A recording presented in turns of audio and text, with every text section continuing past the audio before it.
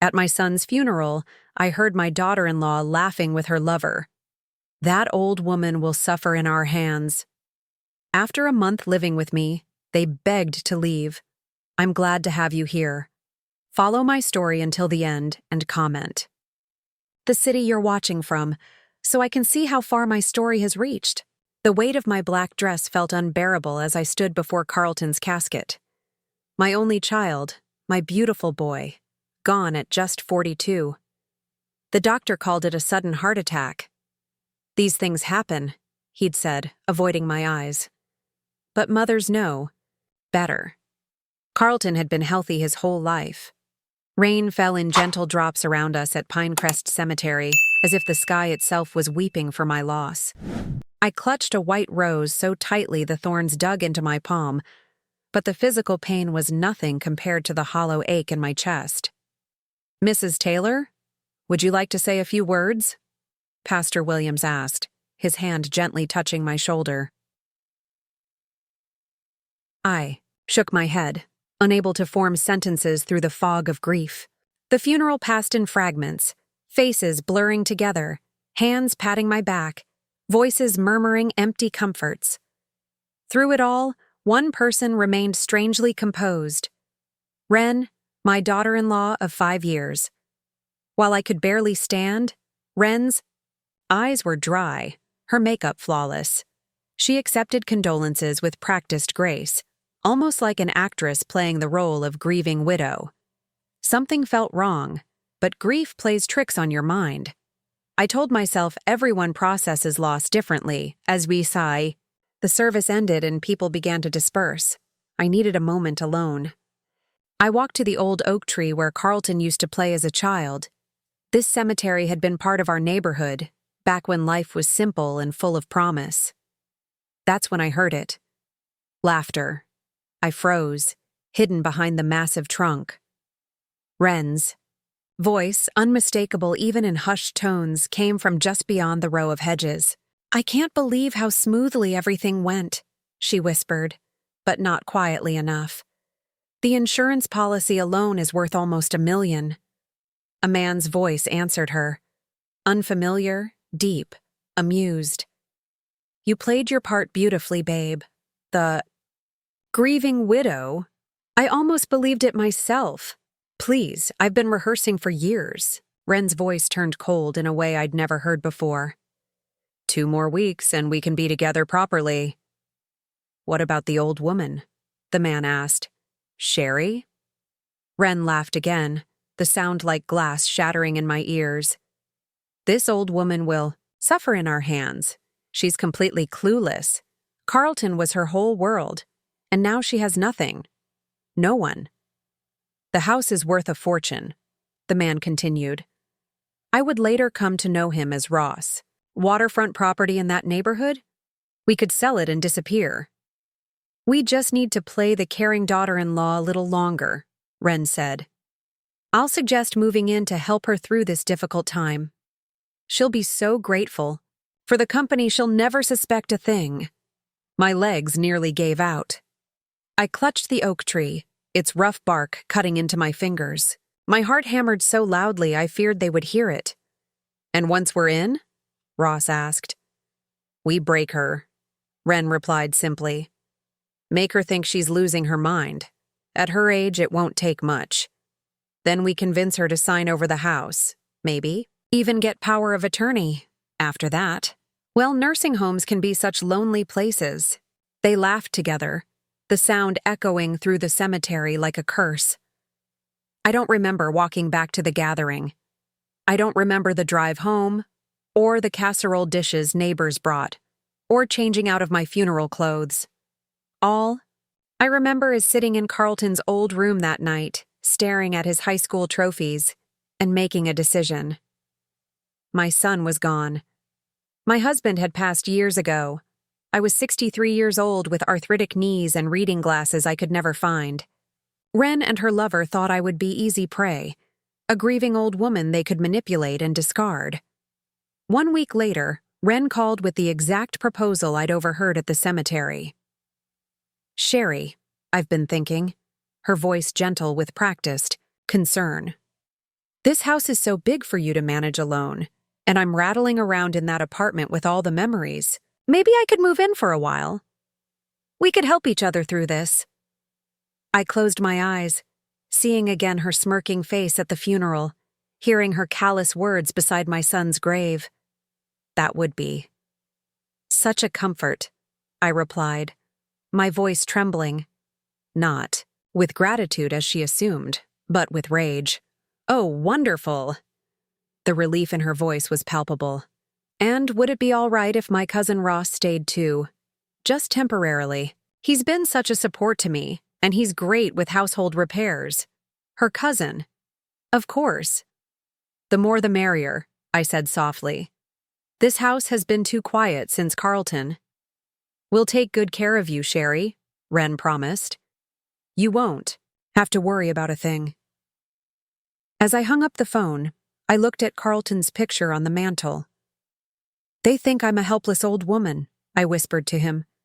"They have no idea who they're dealing with. They would move in expecting to find a broken-down widow. Instead, they would find me, Sherry Taylor, waiting for them, with 63 years of life experience and a mother's fury burning quietly behind my smile. The day Ren and Ross moved in was unseasonably cold for September. I watched from the kitchen window as they unloaded far more boxes than a temporary stay would warrant. Ross, now introduced as Ren's cousin who's going through a tough divorce, carried in sleek designer luggage and expensive electronics. For someone supposedly helping out of familial duty, he seemed remarkably comfortable directing the movers where to place his things. "Sherry, we brought you something," Ren sang out, entering the kitchen with a small potted orchid. "To brighten your day." I accepted it with a trembling smile. How thoughtful. Carlton always said you had an eye for beautiful things. A flicker of something, annoyance, guilt, passed across her face at the mention of my son, but she recovered quickly. "I thought we could use the guest room upstairs, and Ross can take the den, if that's all right. It has that lovely pull-out sofa." The den.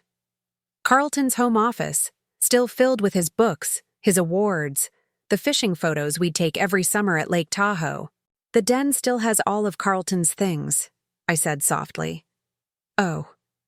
Ren exchanged a glance with Ross. "Well, we should probably start going through those soon anyway. It's not healthy to keep shrine rooms, Sherry. All the grief counselors say so." Before I could respond, Ross interjected, "I don't mind moving things around. I'm pretty handy that way." Within 3 days, Carlton's presence in the house began to fade like a photograph left in sunlight. His books were boxed up to donate to the library. His fishing gear was moved to the garage, since it's just taking up space. His clothes were bagged for Goodwill because he would have wanted someone to use them. Each night, I would retrieve one small item, a baseball cap, a coffee mug, his favorite pen, and hide it in my room, desperate to preserve some trace of my son. By the end of the first week, the invasion expanded. Ren replaced family photos with abstract art prints. My comfortable old sofa was pushed to the side to make room for her modern leather sectional. Even the kitchen was transformed, my familiar tea kettle and spice rack relegated to cupboards, while sleek appliances I didn't know how to operate took their place. "We're just helping modernize a bit," Ren explained when she caught me staring confusedly at the new espresso machine. "It's the least we can do after you opened your home to us." My home. That they were systematically erasing and remaking. I began noticing other changes too. Mail I was certain had arrived would mysteriously disappear. My reading glasses constantly went missing. The thermostat was always adjusted to temperatures that left me shivering. "Did you move my bank statement?" I asked one morning, searching through the stack of mail on the counter. "What bank statement?" Ren replied innocently, not looking up from her phone. "It came yesterday. I left it right here." "You probably put it somewhere and forgot," Ross suggested, sharing a look with Ren. "Happens to my mom all the time. Memory gets a little spotty at your age." At night, I would lie awake, listening to their murmured conversations through the thin walls. Once, I heard Ren laugh, that same harsh laugh from the cemetery, and say, "She asked about the bank statement." Today, "Did she suspect anything?" Ross asked. "Please. I just told her she forgot where she put it. By tomorrow, she'll believe it herself." Another night, I crept downstairs for a glass of water and found them huddled over papers at the dining table, speaking in urgent whispers. "We need to move faster," Ross insisted. "The money situation is getting tight." "I'm working on it," Ren hissed back. "These things take time. We need her to trust us completely. It's been almost 3 weeks. How much longer before we can get her to sign?" Sign what? I wondered, my blood running cold. The next morning, I noticed my checkbook had been moved from its drawer. Small amounts began disappearing from my purse. $20 here, $40 there, as if they were testing what I would notice. They grew bolder as the month progressed. Ren began answering my phone, screening my calls. "Just telemarketers," she'd say smoothly, even when I recognized my friend Margaret's number on the caller ID. Dinner became an exercise in psychological warfare. They would set the table and forget to include a place for me, act surprised when I appeared. "Oh, Sherry, we didn't think you'd want to join us. You seemed so tired earlier," Ren would say, slowly setting out another plate while Ross rearranged the food to stretch for 3 instead of 2. They criticized everything, my taste in television shows, so outdated, my gardening habits, wasteful, even the way I took my coffee. "All that sugar at your age?" Each comment delivered with a concerned smile, as if they were only thinking of my welfare. The breaking point came exactly 1 month after they moved in. I woke to find them in my bedroom, rifling through my jewelry box. "What are you doing?" I demanded, sitting up in bed. They didn't even try to look guilty. Ren held up my diamond wedding band, the one Harold had given me 40 years ago. "Just cataloging your valuables, Sherry. For insurance purposes." "I never asked you to do that. Don't you remember?" Ross said, his voice dripping with false concern. "We discussed this yesterday. You agreed it was a good idea. We had discussed—" "No such thing." The look they exchanged sent a chill through me, not of fear, but of absolute clarity. This was their game, gaslighting an old woman, making her doubt her own mind. That night, I heard them through the wall again. "The jewelry alone is worth thousands," Ren was saying excitedly, "and I found the deed to the house in her filing cabinet." "What about the will?" Ross asked. "Has she updated it since Carlton died?" "Not yet. But once we get power of attorney, it won't matter. We can liquidate everything before anyone knows what happened." I closed my eyes, my hands clutching Carlton's baseball cap against my chest. They thought I was losing my memory, my grip on reality. They thought I was a helpless old woman they could manipulate and discard. But they had forgotten something important.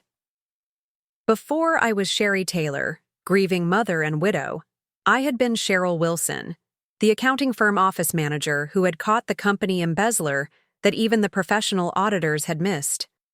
I had spent my life noticing details. And tomorrow I would start using that skill against them. As I drifted to sleep, I thought I felt Carlton's presence beside me. "I won't let them win, son," I whispered into the darkness. "They have no idea who they're dealing with." The next morning, I woke before dawn, my mind surprisingly clear despite the restless night. While Ren and Ross still slept upstairs, I sat at my kitchen table, the one corner of my home they hadn't yet colonized, and made a list. First, I needed allies. Being isolated was dangerous. Second, I needed evidence of what they were doing. Third, I needed to protect what was mine without letting them know I was onto their scheme. My hands shook as I wrote, but not from fear or age. It was anger, pure, focused anger that burned away the fog of grief that had surrounded me since Carlton's death. I waited until I heard their shower running before I made my first call. "Margaret? It's Sherry. I need your help, but you can't let anyone know we've spoken." Margaret had been my friend for 30 years. She'd stood beside me when Harold died. brought meals for weeks when Carlton went through his teenage rebellion phase, and never once questioned why I needed so many girls' nights during those difficult years. Sherry. I've been worried sick. I've called a dozen times, but that daughter-in-law of yours keeps saying you're resting or not feeling up to talking. Listen carefully, I whispered, keeping one eye on the staircase. I don't have much time. Ren and her boyfriend, yes, boyfriend, not cousin, are trying to take everything. They think I'm losing my mind, and they're creating situations to make it look that way. Margaret didn't hesitate, didn't question. What do you need me to do? Call Dr. Peterson. I need an appointment, but they can't know about it. And Margaret? I need you to contact James at the bank. Tell him not to authorize any changes to my accounts without speaking to me in person. And only me. By the time Ren glided downstairs, her hair perfectly styled despite the casual lounge clothes she wore around the house, I was sitting innocently with my crossword puzzle. Good morning, Sherry, she said, already moving to the espresso machine. Did you sleep well? Like a baby, I lied, watching as she subtly checked the counters, likely looking for any mail she could intercept. Ross and I were thinking, she began, not bothering with small talk. You've been seeming a bit confused lately, forgetful. We're concerned. I widened my eyes, playing directly into her script. Forgetful? Well, I am getting older, she pounced on this admission. There's no shame in it, but maybe we should think about having a doctor check you out. Nothing serious, just a wellness visit. That's very thoughtful, I said mildly.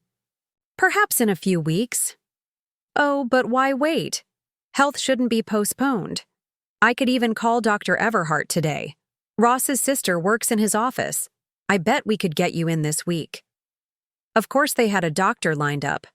Probably someone who'd write whatever evaluation they wanted for the right price. I prefer Dr. Peterson. I've been seeing her for years. Ren's smile tightened almost imperceptibly. Well, I'm sure she's fine for routine matters, but Dr. Everhart specializes in geriatric care. Geriatric. The word hung in the air like an insult. I'll think about it, I murmured, returning to my crossword puzzle. After breakfast, I announced I was going to tend my garden, the one hobby they hadn't yet tried to take from me. Once outside, I made another quick call. Liz? It's Sherry Taylor. I was wondering if you could come over today. My roses need attention, and my knees aren't what they used to be. Liz wasn't just my gardener. She had been a legal secretary for 40 years before retirement. More importantly, she was observant and fiercely protective of older women, having watched her own mother fall victim to a predatory caregiver. While we worked in the garden that afternoon, I quietly explained what was happening.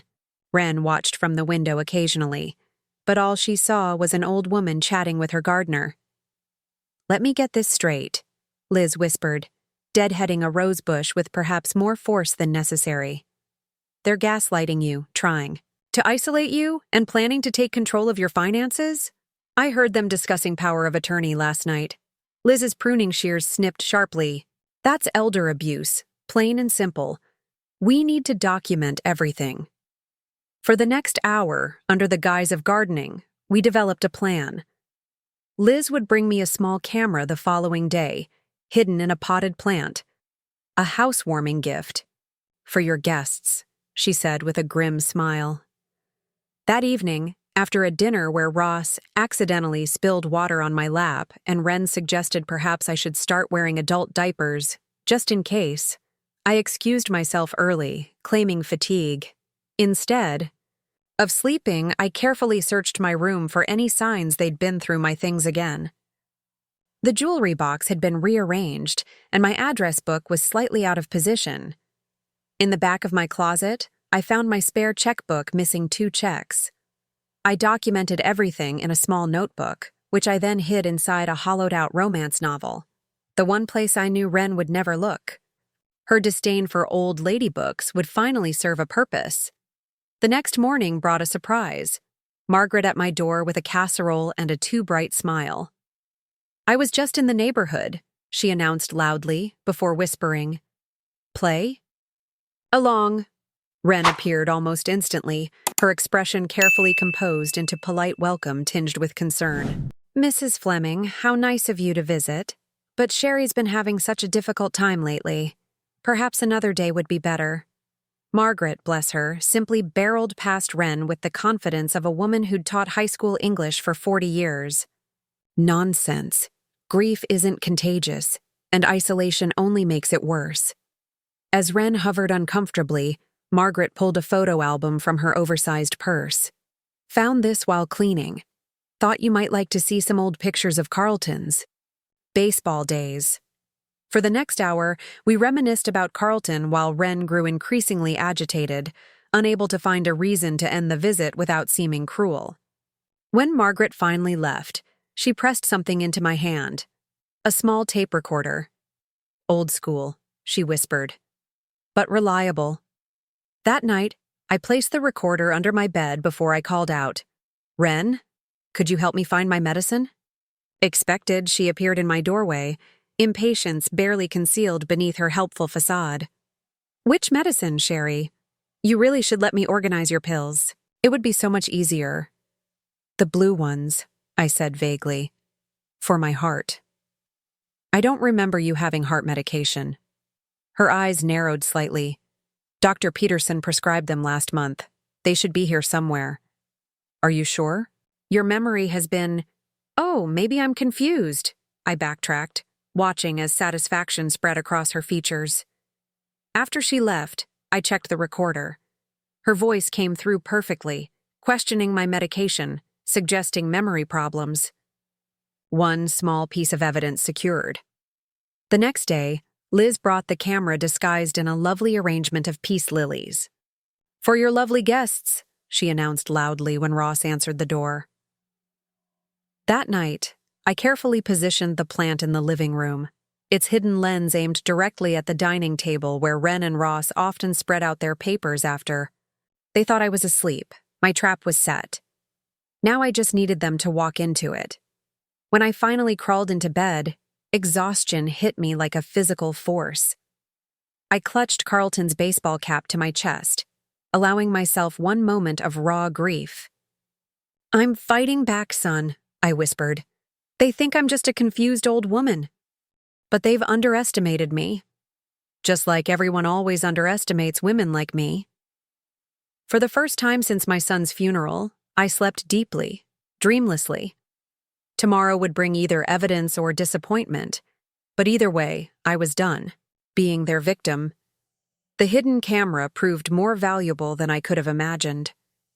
When I carefully retrieved the memory card the next morning, while Ren was in the shower and Ross had gone for his daily run, what I saw made my blood run cold. There, they were, sitting at my dining table after midnight, surrounded by my financial documents, bank statements, and property papers. Ren was filling out a form I immediately recognized, a power of attorney document. Ross was making a list of my assets, including items I'd never even told them about: my safety deposit box, Harold's vintage watch collection, and a small, lakeside cabin in Maine that Carlton and I had purchased as a future retirement spot. "The old bat has no idea how much she's worth," Ross said, his voice tinny through the camera's microphone but unmistakably gleeful. "These property values alone." "Focus," Ren snapped. "We need to get her declared incompetent. Dr. Everhart will." "Help! But we need more documentation of her episodes." Ross looked up from his list. "Maybe we should increase the dosage in her tea. Make her really loopy for the doctor's appointment." My heart nearly stopped. They were drugging me? Suddenly, the strange aftertaste in my evening tea, my unusual grogginess and confusion made horrifying sense. I'd attributed it to grief and stress, but it had been them all along. "Not too much," Ren cautioned. "We don't want an emergency room visit. Just enough to make her seem confused and forgetful." She tapped a small brown bottle beside her. 3 drops in her evening tea, 2 in her morning coffee. The evidence was damning, but I needed more. I needed to prove they were drugging me, Needed to catch them in enough acts that no one could dismiss it as misunderstanding or coincidence. Most importantly, I needed to stop ingesting whatever they were giving me. That morning, I began my counteroffensive. First, I poured my coffee down the sink when they weren't looking and only pretended to sip my tea. I made a show of becoming progressively more confused as the day went on, forgetting words mid-sentence, asking the same questions repeatedly, even shuffling my walk slightly. "Sherry, are you feeling all right?" Ren asked, barely concealing her satisfaction as I struggled to remember what day it was. "Just tired," I mumbled, watching as she exchanged a knowing look with Ross. "Maybe you should lie down," she suggested, her voice dripping with false concern. "Ross and I can handle dinner tonight." Perfect. With them occupied in the kitchen, I called Dr. Peterson from my bedroom. "I need a blood test," I whispered urgently after explaining the situation. "Today, if possible." Dr. Peterson had been my physician for 15 years. She'd treated Harold through his final illness and helped Carlton manage his seasonal allergies. More importantly, she was sharp as a tack and fiercely protective of her elderly patients. "I can send a mobile phlebotomist to your neighborhood," she said without hesitation. "Can you meet them somewhere nearby?" I thought quickly. "The corner. Market. I can say I need some fresh air." An hour later, after making a show of being disoriented and needing a walk to clear my head, I met a discreet medical technician behind Miller's grocery store. The blood draw took less than 5 minutes. "We'll rush this," she promised. Dr. Peterson marked it priority. When I returned home, Ren was waiting, her face a mask of worry that didn't reach her eyes. "Sherry," we were concerned. "You shouldn't wander off like that." "I just needed some air," I said, deliberately slurring my words slightly. Felt foggy. "Let me help you to bed," she insisted, taking my arm in a grip firmer than necessary. "Ross and I think you should see Dr. Everhart tomorrow. I've already called to make an appointment." So they were accelerating their timeline. Good. The more pressure they felt to act quickly, the more mistakes they would make. That night, I emptied my tea into a small container I'd hidden under my bed while pretending to take a long sip. The next morning, Margaret picked it up under the guise of returning a casserole dish. By afternoon, Dr. Peterson called with the results. "Benzodiazepines," she said gravely. "A fairly high concentration, consistent with someone being dosed regularly." "Sherry, this is criminal activity. We need to contact the police." "Not yet," I insisted. "I need more evidence. If we move too soon, they'll claim I took the medication myself and forgot. They'll turn it around, make me look senile." "This is dangerous," Dr. Peterson cautioned. "These drugs can cause serious side effects, especially at your age." "I'm not drinking anything they give me anymore," I assured her. "Just give me a few more days to build my case." When Ross drove me to see Dr. Everhart the next day, a thin, distracted man who asked leading questions and seemed determined to find signs of dementia, I played my part perfectly. I fumbled with simple memory tasks, looked confused when asked about recent events, and allowed my hands to tremble visibly when filling out forms. Dr. Everhart nodded knowingly at Ross several times during the examination. "We'll need to run. Some more tests?" he said. Not to me, but to Ross, as if I wasn't capable of understanding. "But there are definite signs of cognitive decline consistent with early-stage dementia." Ross couldn't hide his smile. "We've been noticing changes for months." Her son, my cousin Carlton, was worried before he passed. It's why Ren moved in to help care for her. The blatant lie made me want to scream, but I kept my confused expression firmly in place. That evening, I overheard them on the phone with someone discussing legal options and next steps. They were moving faster now, emboldened by Dr. Everhart's preliminary diagnosis. I needed to accelerate my own plans. The next morning, I called my neighbor Thomas, a retired police detective who had always watched out for me. "I need your help," I told him, explaining the situation in hushed tones while sitting in his kitchen. They're planning something big, and I need to be ready. Thomas's face darkened with each word. This is elder abuse, Sherry. Drugging you, manipulating you, trying to steal your assets. These are serious crimes. I know, but I need irrefutable proof. Something so clear that no one can question it, even if they try to paint me as confused or forgetful. Together, we devised the final phase of my plan. Thomas would install additional hidden cameras, more sophisticated than my simple nanny cam, and set up recording devices throughout the house. His son, an IT specialist, would help ensure that all footage was automatically backed up to a secure server. Give me 2 days, Thomas promised. Then we'll have everything we need to nail these vultures. As I returned home, I found Ren and Ross waiting for me, their expressions a carefully composed mixture of concern and determination. Sherry, we need to talk, Ren began, gesturing to the living room where several official-looking documents were spread on the coffee table. It's about your future.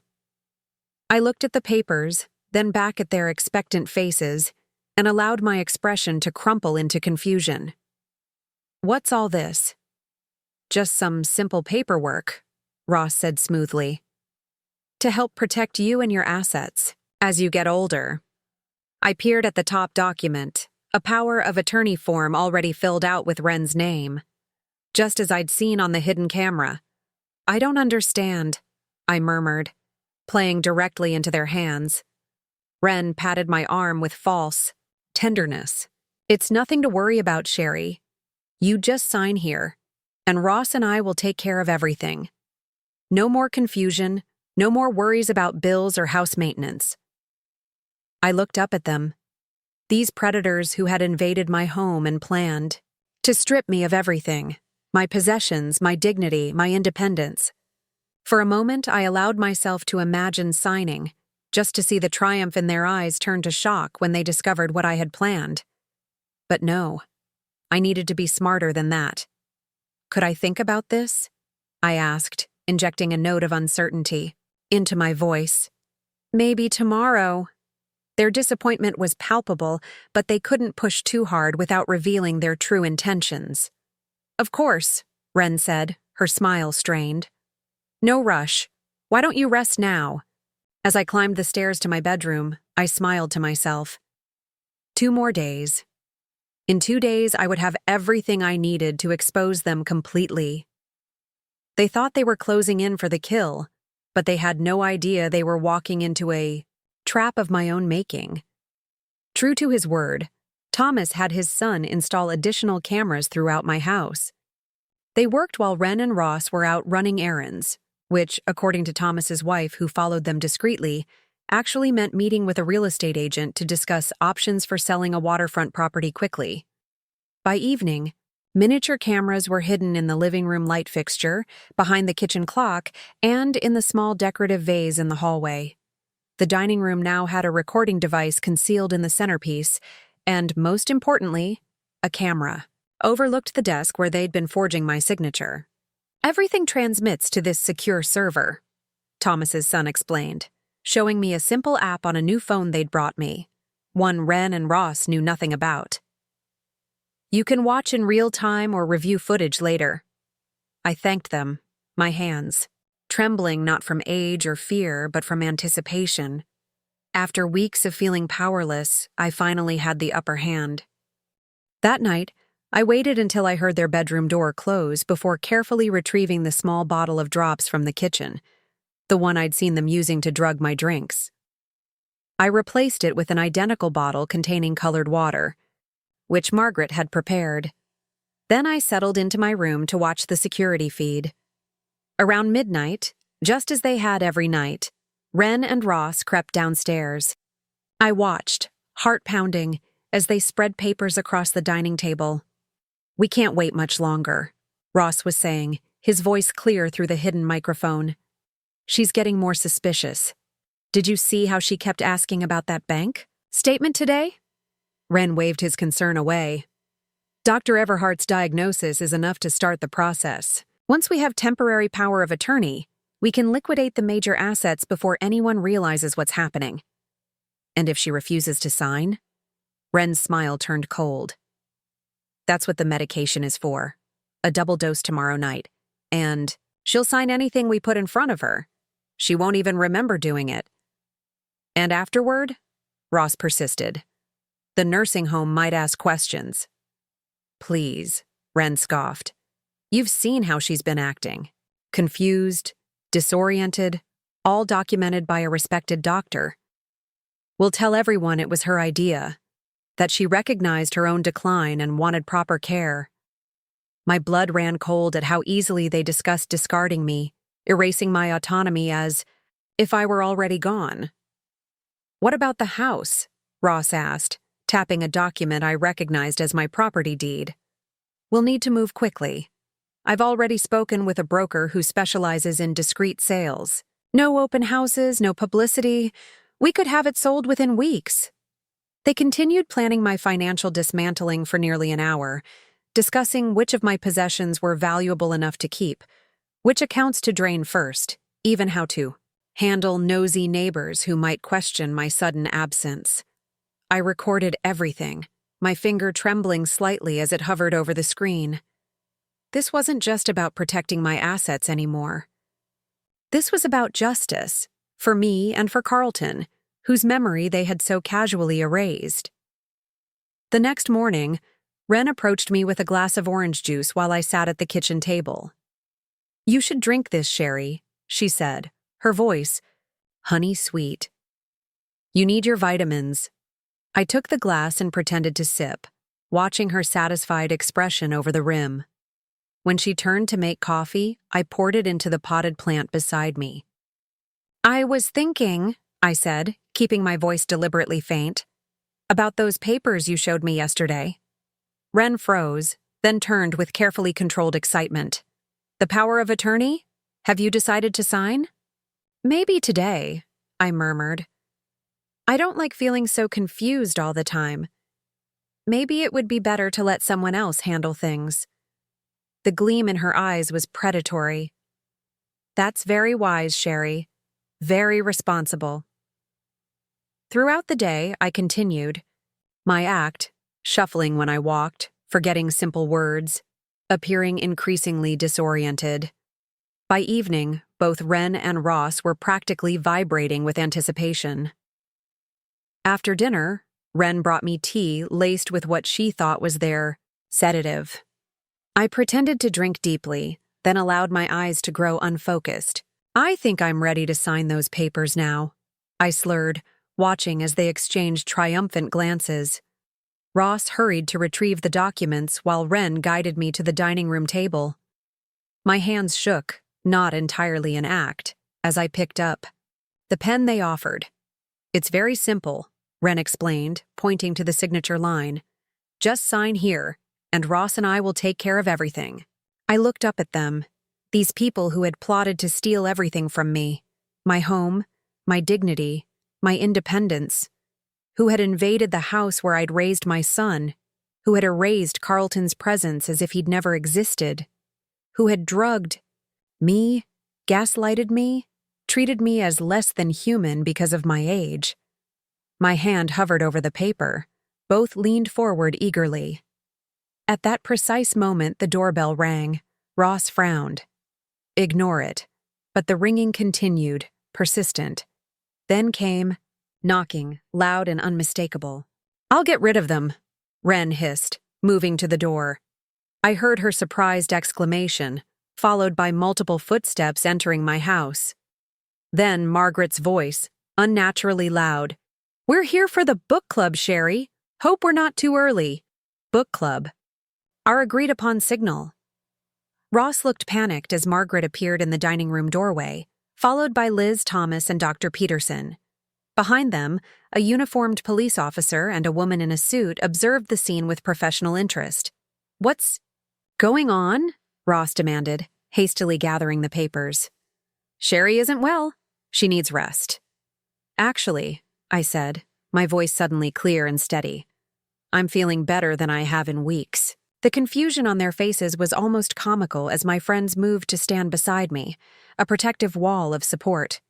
"Sherry has something to show you," Dr. Peterson said, her voice ice-cold as she addressed Ren and Ross. With steady hands, I opened the laptop Thomas's son had provided, turning the screen to face them.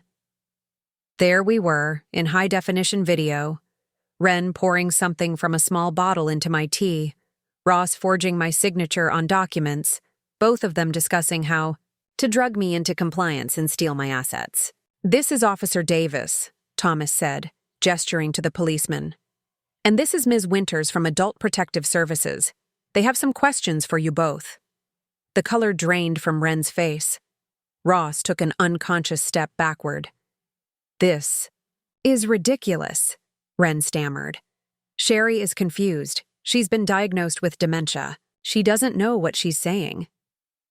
"That's interesting," Dr. Peterson replied, removing a file from her bag.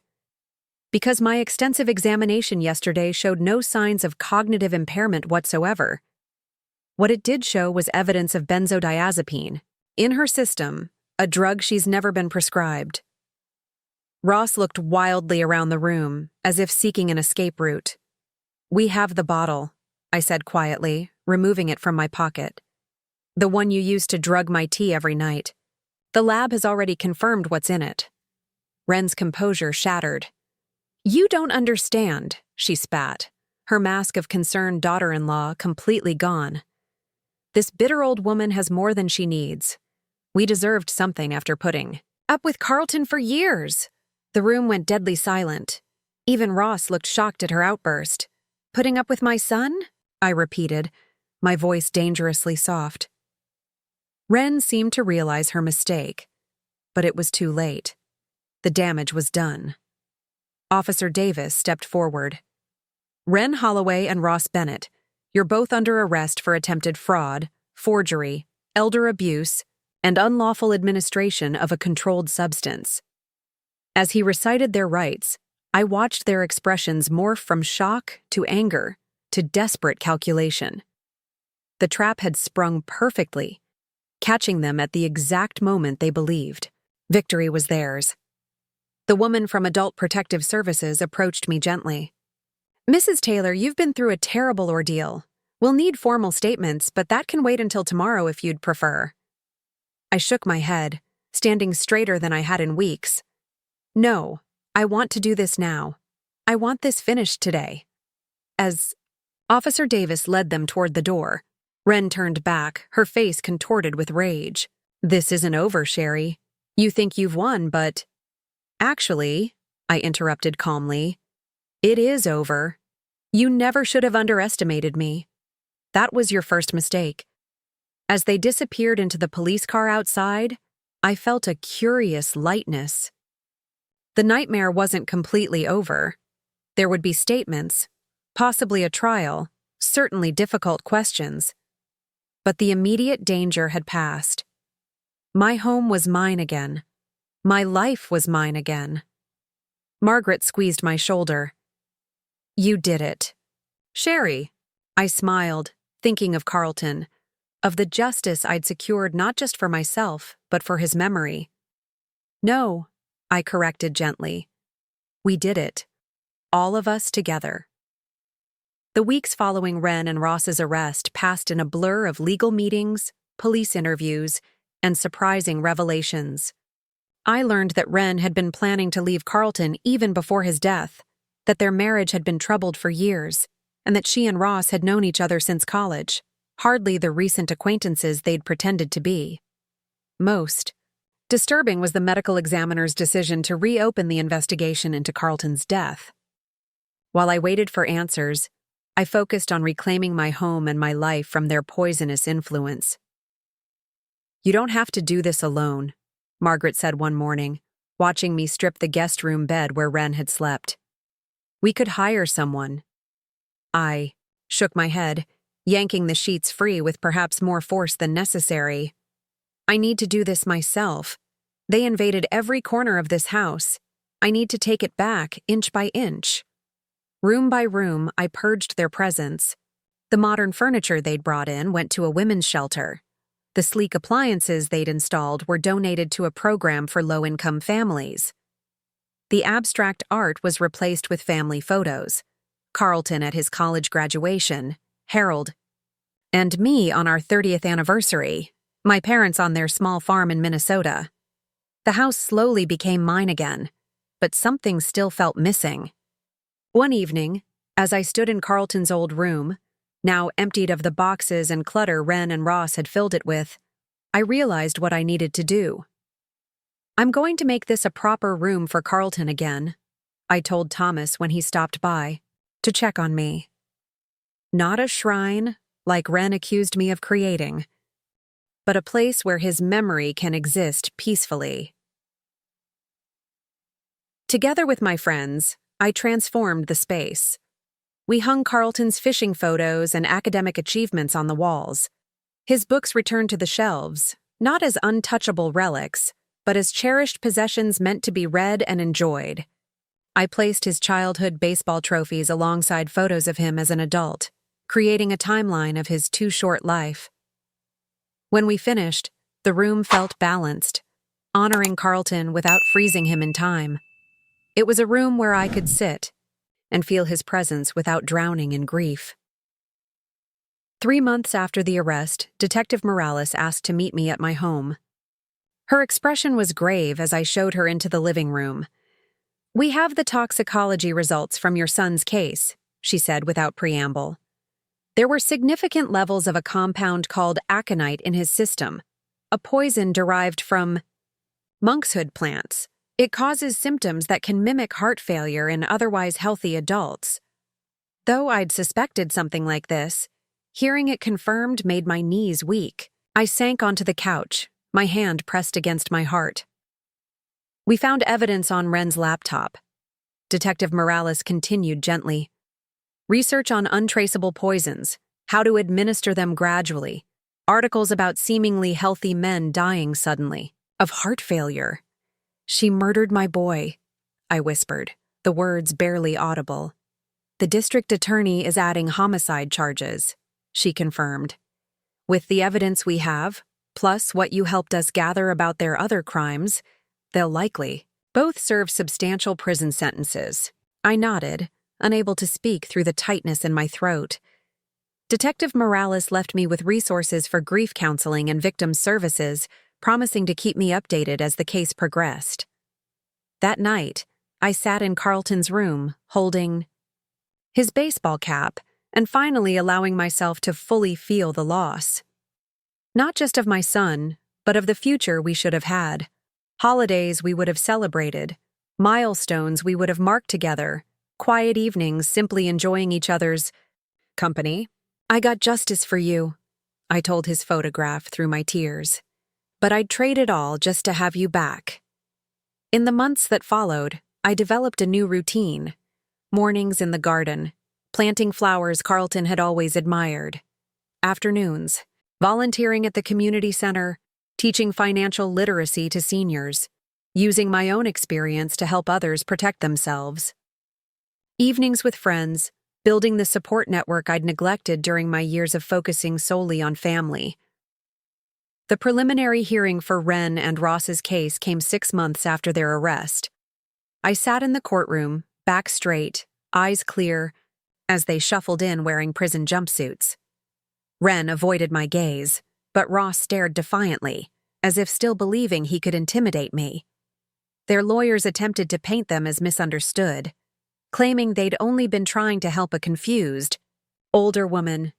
The evidence, the videos, the forged documents, the drugged tea, the witness statements, and most damning of all, the poison that killed my son, told a different story. Both were held for trial without bail. Afterward, standing on the courthouse steps, a young reporter approached me. "Mrs. Taylor, how does it feel knowing they might spend decades in prison?" she asked, microphone extended. I considered the question carefully. "Justice isn't the same as healing," I finally said. "Their punishment won't bring my son back, but it might protect others from suffering the same fate." "Do you have any advice?" For other elderly people who might be vulnerable to similar schemes, she pressed. The word elderly made me smile slightly. 6 months ago, I might have accepted that label without question. Now it felt oddly disconnected from who I'd become. Trust your instincts, I told her. If something feels wrong, it probably is. And remember that age brings wisdom, not just vulnerability. Sometimes the people who underestimate you give you your greatest advantage. That evening, I invited my circle of friends, the ones who had helped save me, for dinner. Margaret, Liz, Thomas and his wife, Dr. Peterson, and several neighbors gathered around my dining table, the same table where Ren and Ross had once plotted to destroy me. A toast, Margaret said, raising her glass. To Sherry, the strongest woman I know. I shook my head, raising my own glass in return. To friendship, to community, to all of you who reminded me that I'm never truly alone. As conversation and laughter filled my home, I felt Carlton's presence, not as a painful absence, but as part of the love that surrounded me. The worst of my grief would never completely fade, nor should it. But it had transformed into something I could carry without being crushed beneath its weight. 1 year to the day after Carlton's funeral, I stood at his grave in the early morning light. I'd brought fresh flowers and a small fishing lure, a private joke between us from his childhood. I miss you every day, I told him, arranging the flowers carefully. But I'm doing well. I think you'd be proud. A gentle breeze rustled the leaves overhead, and for a moment, I could almost hear his laugh. Later that day, I signed the papers to establish the Carlton Taylor Memorial Scholarship for nursing students specializing in geriatric care. It felt right to create something positive from our tragedy, a legacy that would help protect vulnerable seniors and honor Carlton's compassionate nature. That evening, as I sat on my porch watching the sunset paint the sky in brilliant oranges and pinks, I reflected on the journey of the past year. I had lost my only child. I had been betrayed, manipulated, and nearly destroyed by people who saw me as nothing more than an obstacle to their greed. I had fought back when many would have surrendered. Most importantly, I had discovered my own strength, a quiet, determined resilience that even I hadn't fully recognized until it was tested. My phone chimed with a message from Margaret. Book club tomorrow? Everyone's asking for you, I smiled, typing my reply. Wouldn't miss it. Placing the phone beside me, I took a deep breath of the evening air, savoring its sweetness. At 63, I was not at the end of my story, but in the middle of a new chapter, one I was writing on my own terms. The peace I felt wasn't the blissful ignorance I'd known before tragedy struck. It was deeper, hard-won, tempered by loss and strengthened by survival. It was a peace that acknowledged pain without being defined by it.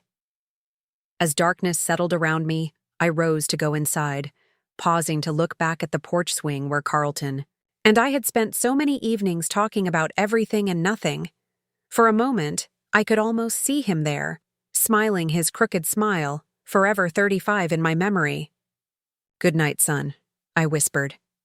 Then I turned and walked into my house, my home, secure in the knowledge that whatever came next, I would face it with the same quiet strength that had carried me through the darkest days of my life. They had underestimated me once.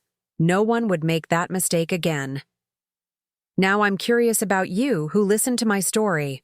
What would you do if you were in my place? Have you ever been through something similar?